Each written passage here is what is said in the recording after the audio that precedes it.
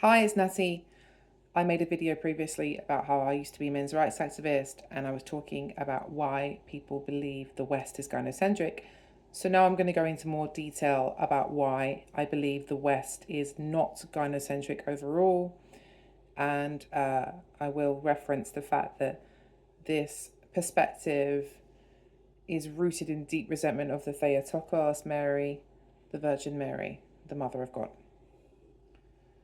Okay, so today I want to speak about a term that has gained attention in certain cultural debates, gynocentrism.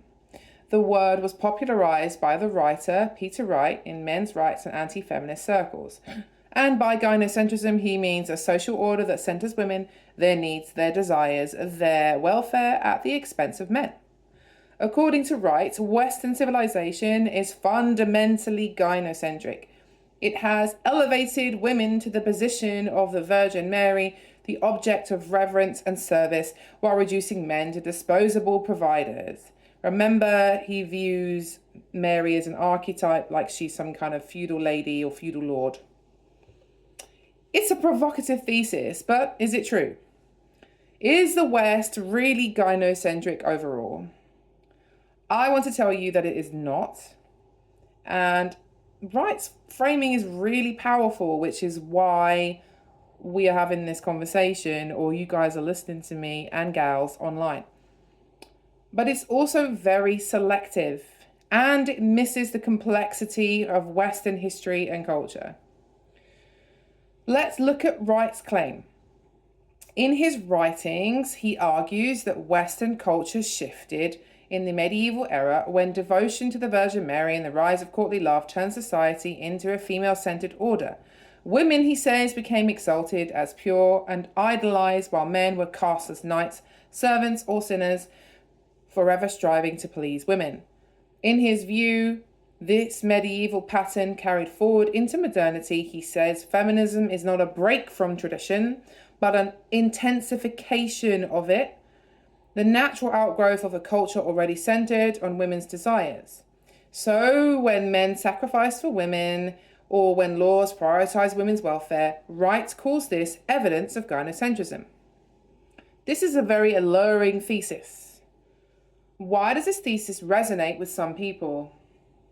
Well, that's because there are cultural currents that seem to support it.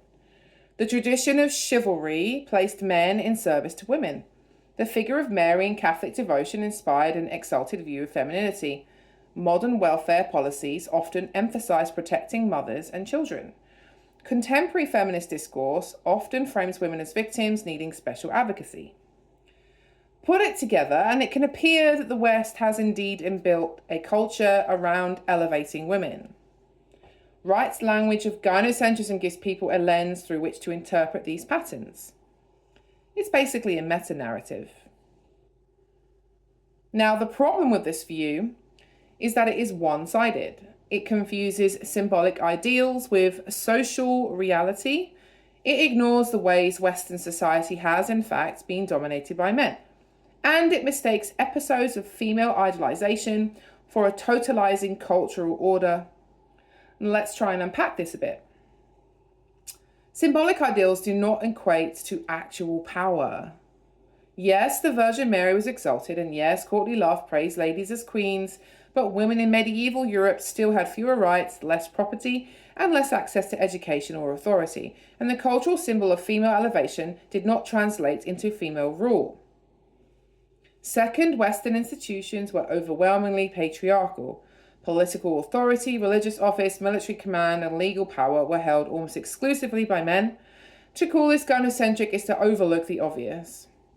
Third, the evidence Wright points to is selective. For every law protecting mothers, there were laws restricting women's property or speech. For every poet praising a lady, there were theologians warning about Eve's temptation. Remember, Eve ate the apple because she wanted to dominate her husband. That has been claimed by some. That's not theologically correct, but anyway, just giving you an example. The West has not been consistent in privileging women. It has vacillated between honoring them and controlling them.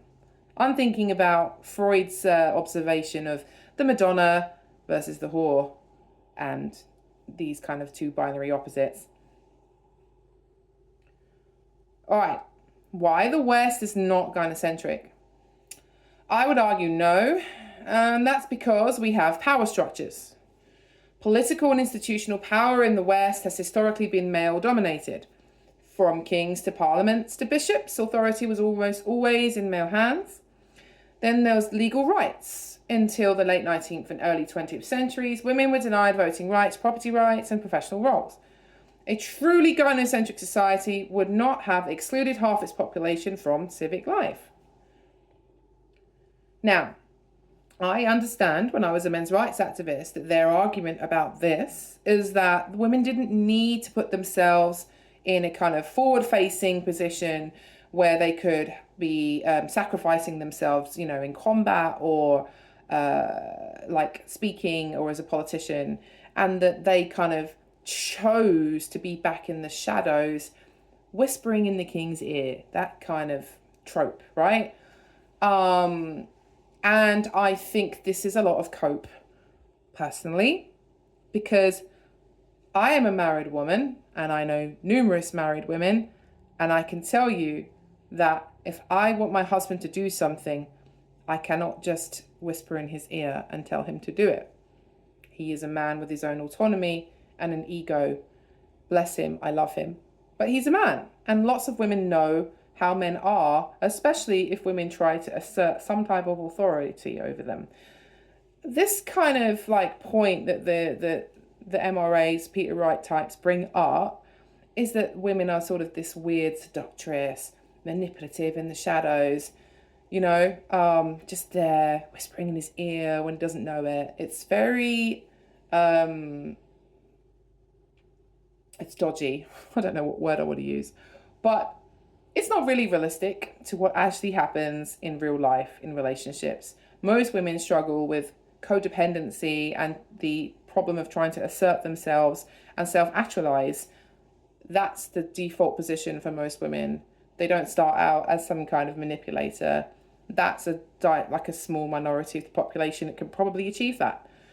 I could go into evidence with that another time, but I'm just ad-libbing a little bit of more information here as to why this doesn't make sense as a narrative overall.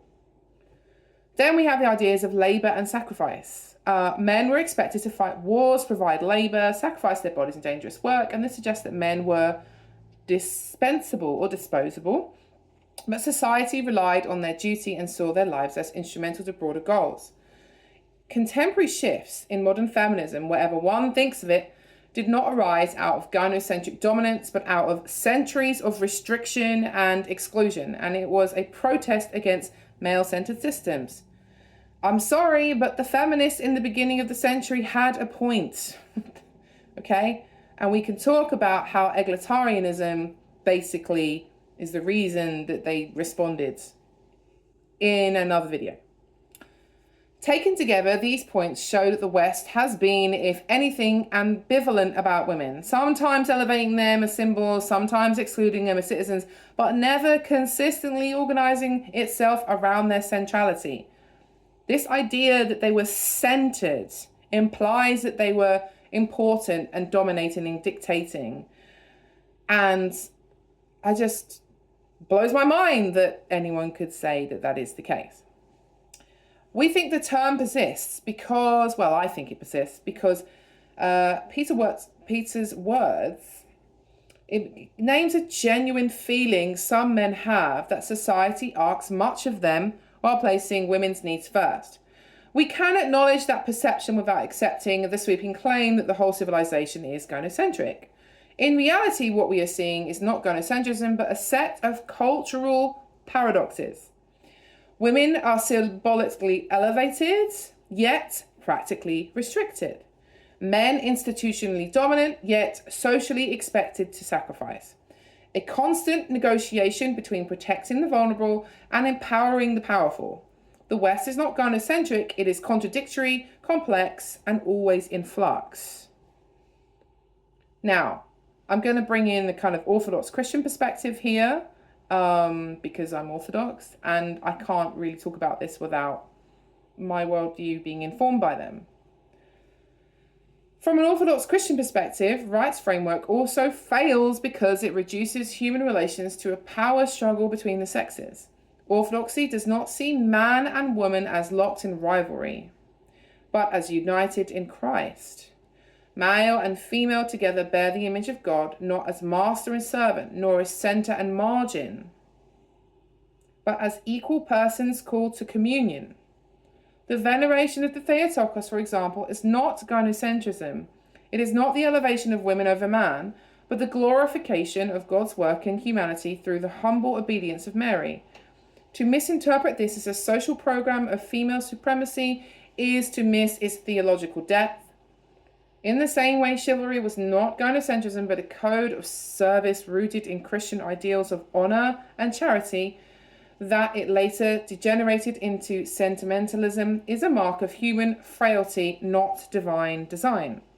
Orthodoxy restricts the temptation to reduce history to slogans like patriarchy or gynocentrism. Instead, it calls us back to the reality of human dignity rooted not in gender power but in the image of God.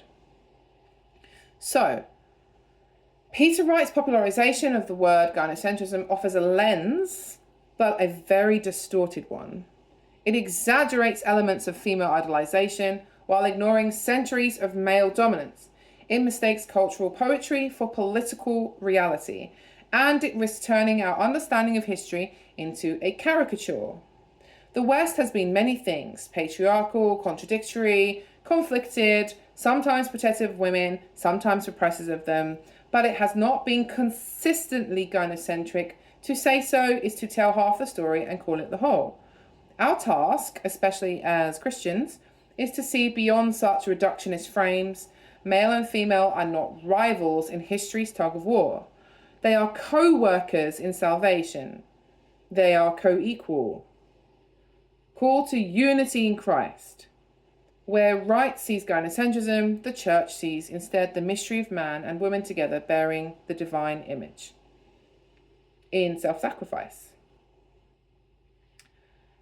Thank you for listening. I'm going to do more videos related to gynocentrism and egalitarianism very soon. Take care. God bless.